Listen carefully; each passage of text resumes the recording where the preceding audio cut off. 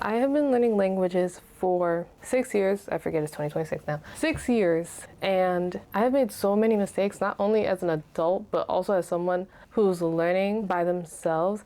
And if I can stop somebody from making the same mistakes because, with a little bit of awareness, then that would be great. And that is what this video is for. So, the first one, not having a clear foundation of where I'm starting. What the freak am I doing? None of that. So for both Japanese and a little bit of Italian, because by the time I was learning Japanese, I kind of had built a rhythm for myself on learning languages, like what I want to do when I first start. But especially for Japanese, I had no idea what the freak I was doing in the start. I was downloading apps upon apps, trying to find the best method to study grammar or study vocab. I did Duolingo for a bit. I did a couple other ones that I don't really know the name of. I was watching YouTube videos every once in a while, but I never really stuck to like one thing in the beginning. And because of that, I was like constantly being inconsistent, and I would like study 1 month here and then 1 month here because I had nothing to I had no goals, I had no short-term goals for myself, and I didn't know what I was doing. I had nothing to stick to. So it was very demotivating, and also it just caused me to be inconsistent with my Japanese, especially in the beginning. So it wasn't until I bought my first textbook, which you don't have to use textbooks, but just having a resource that you stick to in the beginning and setting that goal of I'm going to do this chapter, I'm going to do this chapter next time, and just showing up and setting those goals really helps in the beginning, for sure. So yeah, please don't be like me and save yourself the 2 years of not actually learning anything and just being inconsistent every day, and choose something and then stick with it. Okay, so the next point I have is being inconsistent, only studying when I was feeling motivated, or why not? And of course, like I mentioned in the previous one, this had a little part of this had to do with not having a clear foundation for myself, and the other part of it was I was only studying when I felt like it and not studying when I was supposed to. So I basically had built no discipline for studying any of the languages that I was learning, and I was only studying when I felt like it. And I'm not talking about oh, I'm sick today, or oh, I'm stressed and I'm tired and I just don't have the mental capacity for this. I mean genuinely, I don't feel like it. I don't want to rake the leaves in the yard, don't feel like it. So that was causing me to be inconsistent. And also when I was motivated, I'd be like, yeah, I'm motivated. I'm gonna study for 3 hours, watch me. I'm gonna do 3 hours of studying in this textbook with practice exercises. Just watch. We're gonna be fluent in no time. And I didn't have the strength to be consistent, to be studying 3 hours for every single freaking day, especially when I have work, a full-time job and other responsibilities as an adult. So I had to learn to okay, set a timer for myself. Let's only do an hour. If I can do an hour, let's do the hour every day. If I can do 30 minutes, let's set the timer for 30 minutes and do that every single day and make sure that I'm hitting those, because otherwise I'm not gonna be able to do it. I'm gonna tire myself out, and then over time I'm gonna give up and gonna be studying for 3 years without being able to actually hold a decent conversation. So there's that. And then the third point that I have is picking at every word instead of understanding the actual idea of a sentence. Around the time when I was first starting, when I was trying to get into immersion and actually watching stuff on YouTube, I would pick at every single word and be like, oh, that word means this, that word means that, that word means this. And I couldn't keep up with that. And also, if you're having a conversation with somebody, you can't do that. They talk way too fast. And you're not going to be able to keep up at all. So if you do that, it's just not sustainable, and you'll never actually be able to hold a conversation, because even in English we don't even do that. So I had to not look at the individual parts of a sentence and just understand the main idea. Okay, low key, get rid of the particles, get rid of the stuff that don't kind of really matter, and just understand the main idea idea of it. Like, don't translate it in your head, which is another mistake. Just focusing on the general idea of the sentence rather than, let me pick at this word, pick at this word, pick at this word, pick at this word. Once I did that, I could like understand stuff pretty well, and I was actually able to actually be in a conversation. Not only helps your listening, but also helps your conversation skills. That can lead into my next point, which is translating in your head. Another one that is just kind of like a sub point of the one that I just talked about, but like you won't have the time to translate every single word in your head. You need to think in that language, and it really does help so much, because I've learned so many words in Japanese that I actually don't know in English. Because like there was the one, I forget, I think in Japanese it's ashida kagumo. It's like, I didn't know huntsman spider in English. I've never heard of the term, so every single time I saw it I was like, ashida kagumo, or however you say that. I forgot, it's been a while, but every single time I would see it I would be like, oh look, ashida kagumo, and it was like huntsman spider was nowhere near in my vocabulary, and that helped like a lot. But I can't expect like everybody to like, oh, just learn new vocabulary in the language that you're learning and never learn it in your native language. Like, that's not gonna happen. But being able to just learn things in your language, learn the grammar explanations in that language. When you don't understand a word, have your teacher explain it to you in your target language. Like, it helps you stay in that language without like translating in your head, because that will make you take way more time, not only to speak yourself, but also when people speak to you. You're not going to be able to keep up. Like, I wasn't able to keep up. That kind of leads me into the next point, which is not understanding the importance of grammar. Because when I first started, like I said before, I was jumping from app to app, and I never actually learned Japanese grammar, which was probably why I couldn't understand anything.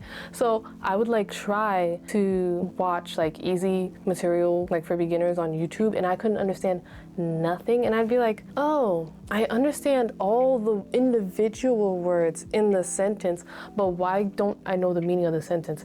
And it was because my grammar was trash. So I thought that I could get by on not knowing any grammar, and I could just, wing it. That was not gonna happen. And every single time I understood all the parts of the sentence, but I could never actually understand the meaning of the sentence. But once I actually got to like, oh, let me sit down, and I had my beginner textbook, and I actually learned grammar and actually understood how it's used. I was actually able to form sentences myself, one, and also I was actually able to understand the words that I was hearing. And so that just like changed everything, and I was actually like emerging? No, emerging is another word. The English is not Englishing, but I was actually able to get into immersion and actually, do what I was supposed to do. So yeah, especially as an adult learner, maybe if you're like younger, it's a different story, but especially as an adult learner, grammar is important. Because if you do not, you will not be able to understand the meaning of sentences, and that will not only demotivate you, but also you're not going to be able to progress. That's what I was looking for. So yeah, understanding, but not understanding. So I think this is more of like an intermediate problem, definitely. Probably not advanced. You're probably, I'm doing amazing. But I have watched videos, news, I've read, I've watched vlogs, Japanese, Italian, and I'll understand it. Like, even for the books that I've read, I'll understand it. But when you ask me, oh, Talitha, can you tell me what you just read? I'll be like, hell if I know. And that's because I understood it, but I didn't understand it, you know what I'm saying? So I understood it passively, but I didn't actually learn anything for myself. So, oh yeah, like if you talk to me, I'm like, very, very, very deep, very, understandable, very profound. But if you ask me to tell you, oh, what were you talking about with so-and-so? I'll be like, I mean, what is talking? So I've realized now that when I'm reading stuff, when I'm watching and listening to stuff, I need to repeat it myself, okay? Like I need to do that, and I need to like make sure that I'm actually understanding it, and that's just so important, because if I don't, then I won't be able to say what I said. So recently what I've started doing is like when I'm like listening to reels on Instagram, or like I'm watching YouTube, if I learn a new phrase that I'm like, oh, that's useful and it's very commonly used, I will repeat it myself, and I'll repeat it over and over and over and over again until, without looking at the screen, I can repeat the words word for word, bar for bar. So that is what I'll do, and it has really helped in some aspects, because I'm like, oh, now I can use that expression and now I can say that. I'm like, oh, that's different. So understanding things actively and not passively is huge, because it'll put you in a false sense of security. You'll think that, oh, I understand it. I understand everything. But it's like you understand it, but you actually understand it. So there's that. Not speaking is a huge mistake that even I myself right now am going through. Like I try to speak like on a regular basis, at least like once a week, but it is difficult. It is, because not only as an introvert, not only as a shy person, it's just so hard. And it's like, I don't got any friends. I have friends, and I have a friend in Italian. I have an Italian friend, but I don't have any friends in Japanese. So it's like, how do I practice that on a regular basis? And plus I'm nervous when I talk to new people. I'm like, I can't do this. But if you don't use it, you lose it, as they say. So even if you do understand, you'll understand it passively, but not actively. And you won't actually be able to use the words yourself or the expressions yourself. And you won't actually like, oh, well, make it your own and be able to use those yourself in a regular, everyday basis. So it's like very important to make sure that you speak on a regular basis. And if you do not have a lot of international friends like myself, shadowing is so huge. Like it's a little bit of part of what I said earlier, but just hearing things and repeating them yourself. Okay, repeating them out loud until you can say it without looking at what you were, listening to. Do that, and it's gonna sound weird, but talking to yourself, like think out loud. Okay, let's not call it talking to ourselves. Let's call it thinking out loud, because talking to yourself sounds weird. Like, oh my gosh, how's your day? Oh, my day's good. But instead of thinking, oh, that was an interesting movie, maybe saying, oh, that was an interesting movie out loud, especially in the languages that you're learning. And it has definitely helped with my speed when speaking, and also being more comfortable with speaking. So I would definitely recommend that. Avoiding the easy input. So what I mean by avoiding the easy input, I mean ignoring the stuff that you're not interested in, but you use on a regular basis, more so than you think that you use them. So I'm going to bed, I'm gonna dye my hair, I gotta brush my teeth, I gotta change my tire, my eyes are dry, or my head hurts. I need to buy detergent for the for the washing machine. I don't know, like things that like I don't want to learn that stuff. It's not particularly interesting. Like if somebody tells me that's what they're doing, then I can understand it, but I can't say it myself. I don't know how to say I put my shoes on the shoe rack, okay, because I never learned it actively, and so I'll understand it if somebody else says it, but for me, be like, oh, what do you do when you get home? Listen. So I can't, I don't got the words. I can't, I've never said it myself, so I don't know how to say it. You have to learn those things, the easy inputs, and the stuff that you're not interested in, but surprisingly, if you want to describe your day to somebody or tell somebody what you do, you kind of have to learn that stuff. So when you hear that in a YouTube video, maybe you're watching a vlog, make sure to repeat after the video, or when you have that thought I gotta go do this, then look that up, how to say it, whether that be ChatGPT or a dictionary or however else, ask somebody else online, and make sure you actually say that. And whenever you're doing that action, actually say it in the other language that you're using, so that way you don't forget and you're actually using it and you're actively learning it. I'm doing that now, because oh yeah, Japanese, oh yeah, I can watch the news, but you're gonna tell me, well, what do you do when you get home? I put my shoes on the shoe rack. Comparing myself to others, This affects my motivation so much. And it's so unrealistic, it's so stupid, but I keep on doing it. We, me, you, everybody, we need to stop comparing ourselves to others when it comes to our language learning journey, because all of our situations are different, what we're doing, how we learn. Because I'm hands-on. Like I need to visualize it, I need to get hands-on with it, and that's how I pick things up. Whereas somebody else might be more of like maybe just a visual learner, or maybe they learn things through just audio and listening. So we're all different people, we all have different situations, and comparing ourselves to others is not really gonna help our situation, and in fact it's gonna harm it. So, and you're just gonna set unrealistic expectations for yourself. So yeah, you just gotta focus on the small goals and not focus on anybody else's. Just compare yourself to what you did, how you were before. Be like, if you learn one more word than you did yesterday, that's a win in my book. Expecting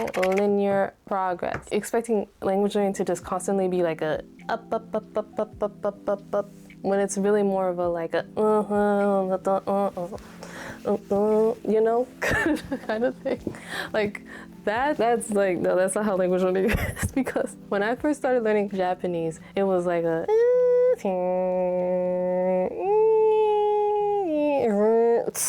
it was more of like that, and even Italian, it's more like yeah, it's not a continuous up. I wish it was a continuous up. That'd be amazing. I would love that, but it's not continuous. You got your good days, you have your bad days. Maybe you went to the country that you're learning the language for like 3 months. So your language skills were up, you're up, and then you got back home, you stopped using it, now they're going back down. I wish it was this, but it's never this. It's never this. It's just like a roller coaster. It goes up and down, it stays stagnant, it goes all over the place. It goes behind you. I don't know. Don't expect languages to be just a constant up. It may be like, it's nothing but up from here in the beginning, and then when you get to intermediate, you got the intermediate plateau, and it's just stagnant. And then you may learn a little bit of thing for like a month, and you go up again, and then you stop, and then you took a break, and you went back down. So get rid of that expectation. I wish I could have told myself that when I first started learning. Would have saved me some heartache and some demotivating. The last one I have is making studying too serious. I love books. I love textbooks, but sometimes it's not always a textbook. Sometimes it doesn't always have to be so serious. It doesn't have to be a sit-down, formal, learning experience or study routine. It doesn't have to be so rigid. Sometimes, learn to have fun with it, because a lot of us, especially me, I had to learn to go back to why I started learning and what made it fun for me. Japanese, for example, I just have fun speaking. I have fun talking to other people. I have fun listening to music, watching vlogs on YouTube. So to keep my routine fun, I have to make sure that I have to do those things on a regular basis, because if I don't, it becomes so stagnant, so dull, and then I'm just like, I don't want to study. I don't want to study today. And if I do study because discipline, then I just have this feeling of okay, let me get this over with, which you don't want, because we love languages on this channel. That's why I had to learn to do. And for Italian, the thing that made it more fun was listening to music, talking to people, and those things. And even hobby-wise, okay, my hobbies is watching television and movies and playing video games, then let me do that in the languages that I'm learning. So that way it's fun, and even if you don't understand anything, maybe you are a beginner, that doesn't mean you can't listen to music in the languages that you're learning, because even if you don't understand, you can still enjoy yourself. Making sure that you add a little bit of fun to your day-to-day, week-to-week when learning languages. Yes, the grind is important, the studying at your desk, the books, the grammar explanations, sure, it is necessary, but adding that little sprinkle of fun on a regular basis helps keep language learning an enjoyable experience and keeps it from being dull, and helps to remind you why you're doing it. Because for me, I have to constantly, because I'll forget, and I will start to feel like, oh my gosh, it's become so stagnant, it's dull, and I'm just trying to get it over with. And I'm just like, why is that? I'm like, maybe it's because you haven't talked to some people in a while. Maybe it's because you haven't listened to music in a while. Playing a video game, watched YouTube, like funny Italian, Japanese videos, like you haven't done that in a while, so of course it's gonna feel that way. And so to keep from doing that, I would highly recommend just make sure to sprinkle just a little sprinkle of fun in your regular day basis. But yeah, that's the video. That was like 10 mistakes that I have done and probably am currently still doing that I still have to like stop. So this video was as much for you as it was for me, but I hope this video helped, and I hope it can keep you from making the same mistakes that I did or am currently doing. And let's keep improving together as always. And until next time, bye.